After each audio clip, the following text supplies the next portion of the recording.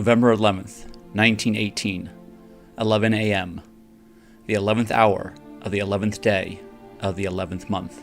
The guns fell silent along the Western Front in Europe, effectively ending what became known as the War to End All Wars.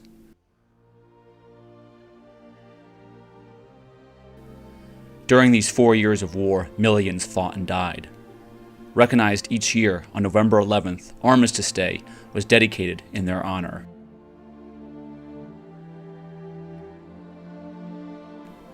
In 1954, after World War II and the Korean War, President Dwight D. Eisenhower changed the holiday's name to Veterans Day to honor everyone who has served in our nation's military throughout history.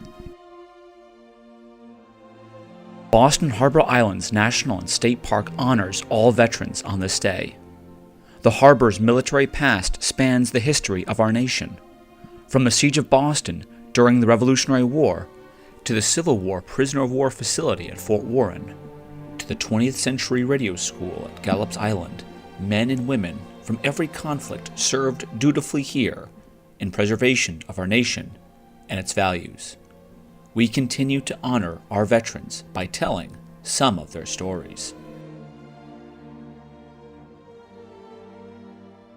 The commemoration of duty, courage, and sacrifices by those who served are ingrained within this site.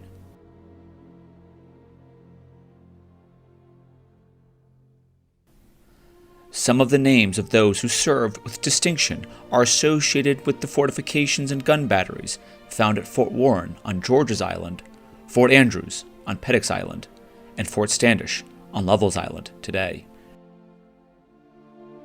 At Fort Warren, we are reminded of Sergeant Thomas Plunkett of Company E, 21st Regiment, Massachusetts Volunteer Infantry and Medal of Honor recipient following his actions at the Battle of Fredericksburg, Virginia in 1862.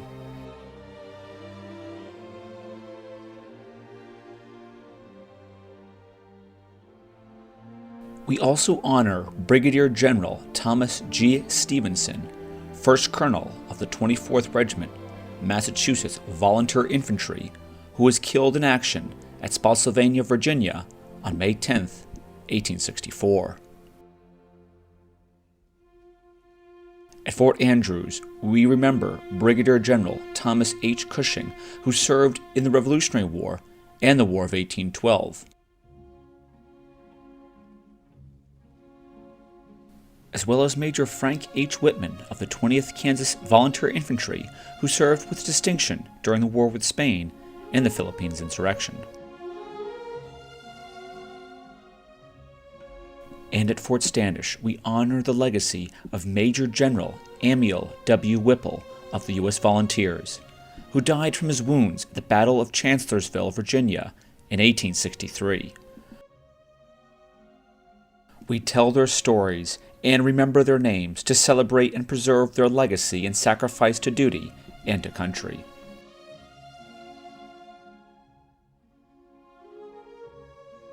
Today we honor all veterans, those who served in action during times of peace and on the home front. In the interims leading up to World War I and World War II, various schools and training facilities called Boston Harbor home. The most unique of these schools, located on Pettick's Island, was a full-scale war gaming room for commanders to rehearse critical harbor defense scenarios in a variety of environmental settings. A radio school on Gallops Island trained and certified radio operators for the Merchant Marine Service. These individuals served as crucial supports for active operations on all fronts during World War II.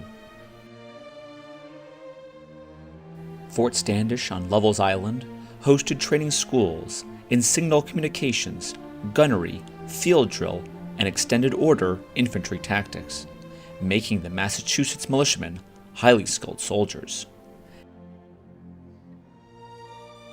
Elements of the 55th Coast Artillery were sent to France during World War I because of their knowledge and skill in operating the large-caliber, long-range artillery that dominated the Western Front in Europe.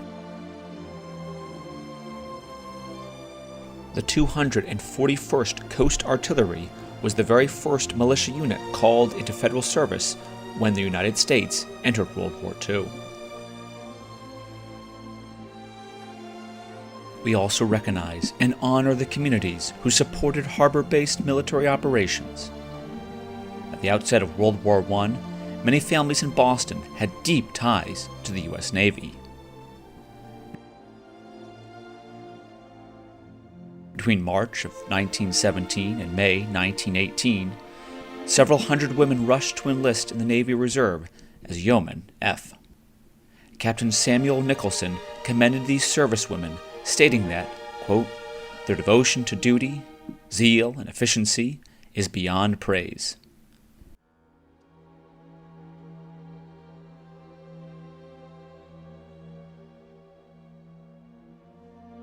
And during World War II, civilians such as Anita D. Castro, Dorothy Ruiz, Alice Yick, and Mildred Isaacs provided critical operational support in the Boston Navy Yard.